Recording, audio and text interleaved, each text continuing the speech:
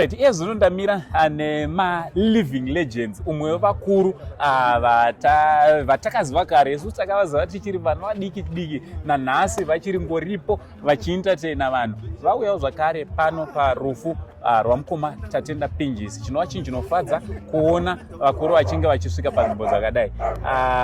Regai nditotanga nekutoti mukoma mbudzi yaDhura ravanoziva. Tichiti nematambudziko amukoma Tatenda Pinjisi. Aiwa, aonekwa hanzi mukuru ndiye Mwari guys, tinganzi tiri vakuru here.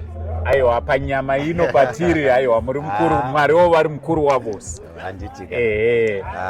Tinongotenda nguva yatasanganidzwa naShe. Uyezve tinongotenda futi Mwari naino nguva. Nekuti iye Jehovha ndiye aiziva nezvenguva iyi. Maenderedo anosiyana, kuzvitambira kunorwadza. Asi nyangwe titaure kana kuchema zvakadii, ndozvatofa kutongotarisa nazvo.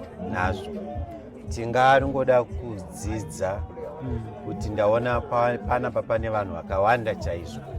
Chingangova chiri chidzidzo kune vamwe kuti kana uchiita zvakanaka, mabasa ako kana akanaka, vanhu vanokukuta.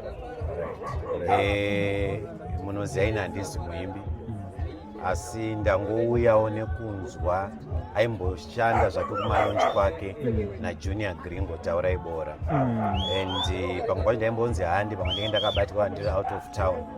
Asi ndofunga nekutaura kwaakuchiita vanhu, munhu anga ari munhu wevanhu.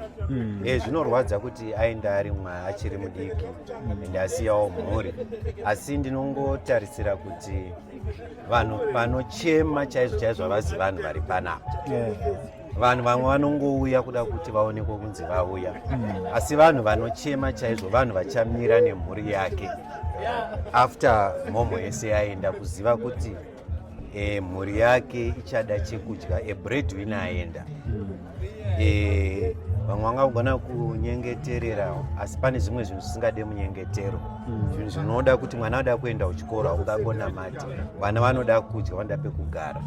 Saka ndinongodaira kuti sekungana kwaita vanhu, vaimbi ndinodaira kuti vachabatanawo nevamwe vese nemamwe mastakeholders, kuti paitewo kuti kana pakaitawo kamari kanenge kachichengeta mhuri yasare every month, ndaona vana vacho vanenge vane chipo futi chekutamba.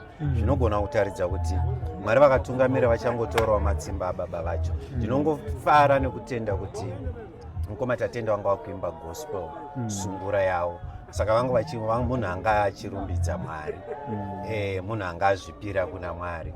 Saka ndodaira naizvozvo Mwari achangotungamirira pane zvese zvichatevera mashure. Aiwa, ndofunga tabatanzwa zvese nezvimwe zvandanga ndichabvunza zvabva zvataurwa. Tinotenda zvakanyanya mukoma mbudzi yaDhura nekuda kwenguva yamatipa yokunge tinokurukura nemi. Aiwa, ndiri kuna Jehovha, murambe muchiita mabasa enyu akanaka.